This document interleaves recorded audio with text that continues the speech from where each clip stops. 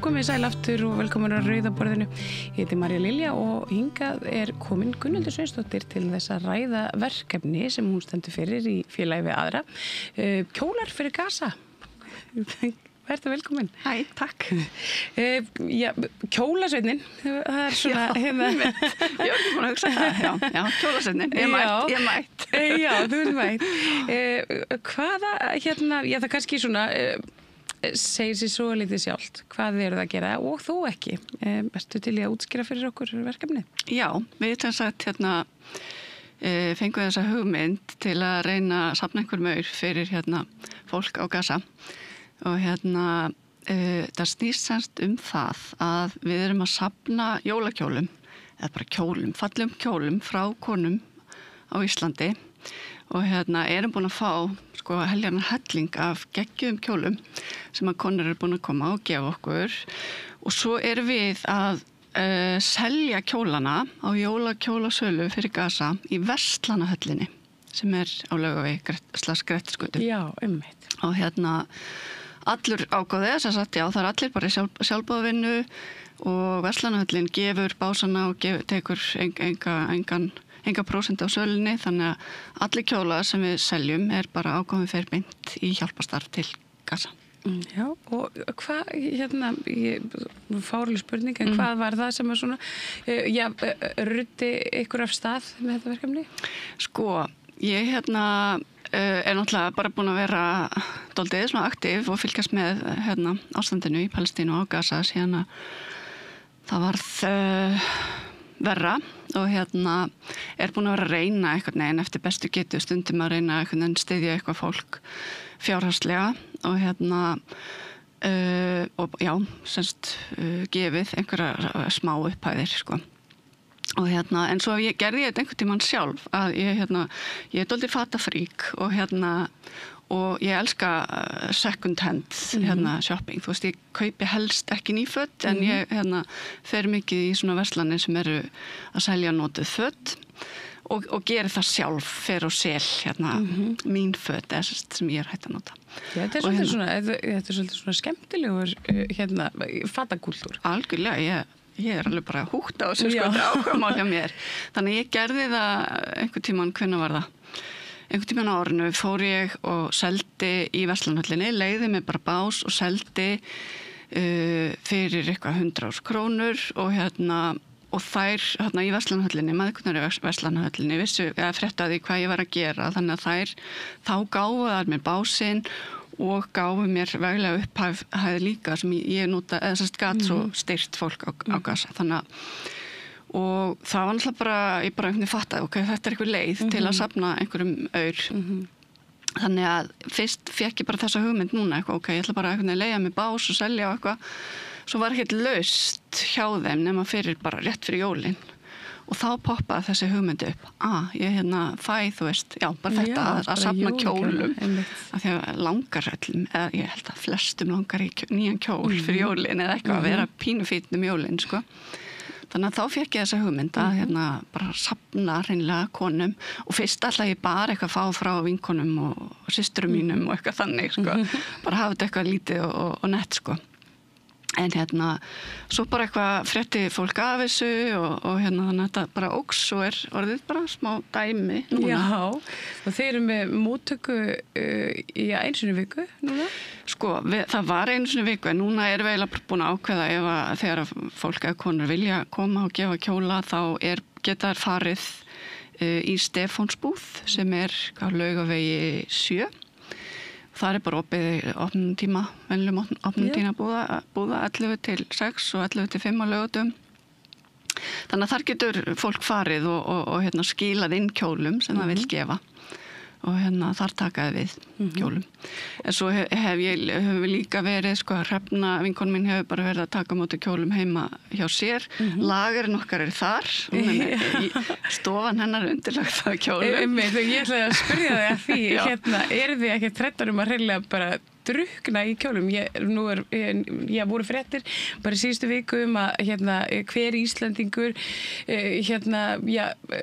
skilar af sér sem nemur einhverjum, ég man ekki hvað, þetta voru sko einhver tonn og bara á ári. Íslendingar henda 4 tonnum á dag. Af textíl. Af fötum, textíl, sem bara rosalegt. Einmitt, og það er svakalegt. Já, það er ótrúlegt magn og þannig það velti ég fyrir mér hvort að þið séu einmitt ekki hreinlega drukna í kjólum og hvort þið veljið þá sérstaklega úr eða hafnið í kjólum eða...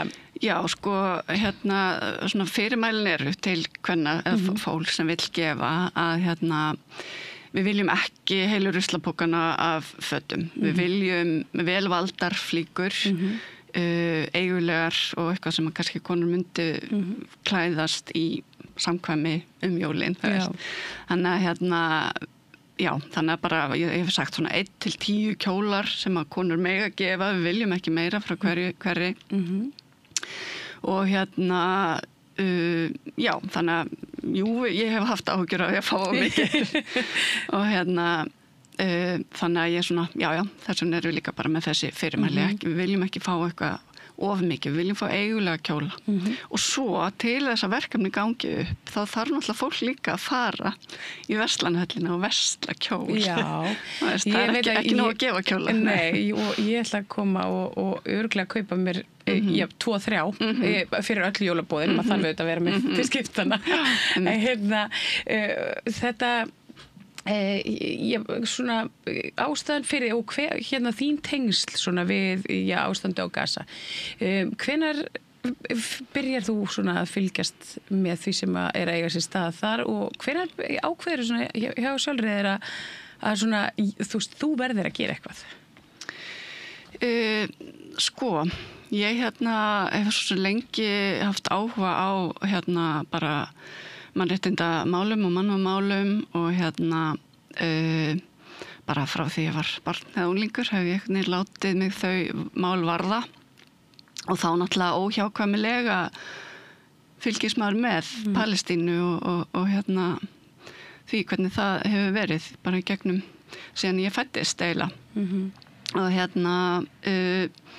en hef svo sem ekki einhvern veginn verið að skipta mér neitt sérstaklega af því. Ég hef unnið fyrir lækna á landamæra, ég hef farið í 2 verkefni fyrir lækna á landamæra, fór til Írak og svo til Eþíópíu þar sem ég var að vinna með fólki í flóttamannabúðum frá fólki fyrir fólk frá Suður-Súdan og kynntist manninn mínum þar, hann er frá Eþíópíu. Og ætlaði mér svo, hann var líka að vinna fyrir lækna á landamæra og við ætluðum okkur svo sem held ég að bæði að langa að vinna, fara í fleiri verkefni og vinna meira fyrir lækna á landamæra eða einhver álíka samtök. En svo var ég ólétt og fyrir 5 árum og á 5 ára strák núna. Þannig að það var einhver svona sameiginleg ákvörðun hjá okkur að við ætluðum bara að leggja þá hilluna eða setja það í frost að vinna þannig verkefni að vera þvælast heiminn í mannúðarstörfum og ég sagði þetta var sko 23 sagði við manni minn ok, við skulum bara setja þetta á frost en ég ætla, og ég ætla bara að einbeita mér að vinnunni og fjölskyldunni og svona en ég ætla loksins núna ætla ég einhvern veginn að leggja eitthvað mörkum fyrir Palestínu og málefni Palestínu og nú ætla ég loksins að skrá mig í félag Ísland Palestína og eitthvað að gera sko. Og svo gerðist 7. október og þá bara gat ég ekkert annað en bara verið virk í því. Það var bara eitthvað, ég þurfti ekkert að taka inn ákvörðun það, það bara gerðist. Einmitt. Og þú hefur verið í sambandi við fólk mitt á Gaza, bara persónulega. Já. Hvernig, þetta er allt svo átakanlegt, hvernig hefur fólk það bara núna í þessu hinu meinta vopnahléi?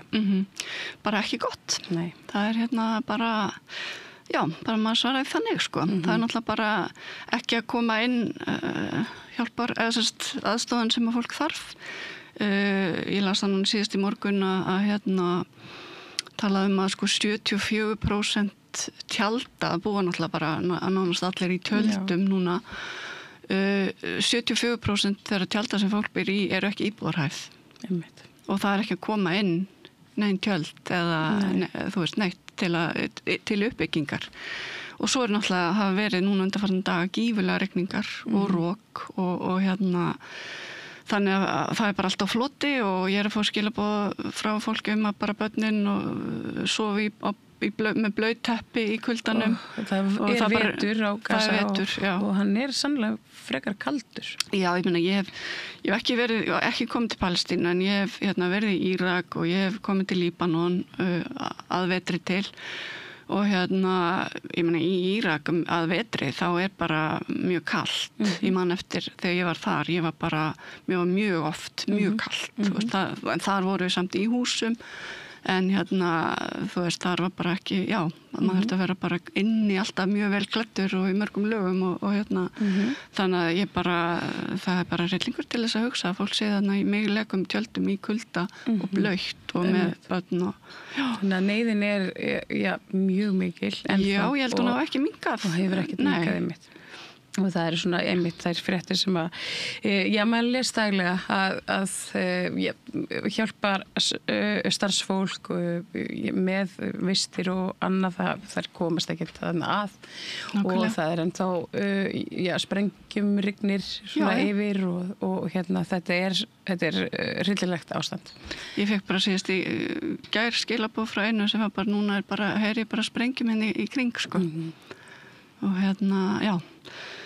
og það eru margir núna að einmitt að senda skilaboð, biðja ég þarf að kaupa bara nýtt tjald eða eitthvað vasshelt segl eða eitthvað yfir þetta tjald sem ég með núna, þú veist, þannig að neyðin mikil, En og eins og kannski áhorfendur ég gerði sér grunn fyrir, þá getur hvert og eitt okkar gert eitthvað og látið gott að sér leiða, saman svona hverjir aðstæður þeirra hvort þessi mjög unga krakka eða annars slíkt, það bara, maður finnur sér leið. Já, algjörlega. Þú ert mjög gott, þú ert svona sönnun það og þið. Já, algjörlega. Ég bara sammála því og líka náttúrulega það sem ég hef líka alltaf verið að hugsa gegnum þetta, hvernig get ég líka aðstoð aðra við að leggja sitt af mörkum, þú veist, af því að ég alltaf, það geta allir gert eitthvað og ég einhvern veginn búin að vera agitera fyrir því, þú veist, að einhvern veginn þó maður get ekki mikið, að maður geti eitthvað lagt af mörkum og mér finnst þetta bara svona dálítið, líka bara eitthvað fallegt og skemmtilegt, þú veist, að jólin að koma og ég þarf ekki að gefa alleguna eða einhvern veginn bara, ég get tekið þátt á þennan litla hátt. Og ég búin að fá til mín konur og vinkonur mínar sem eru bara, takk fyrir þetta, þannig fann ég bara, hér get ég lagt eitthvað af mörkum.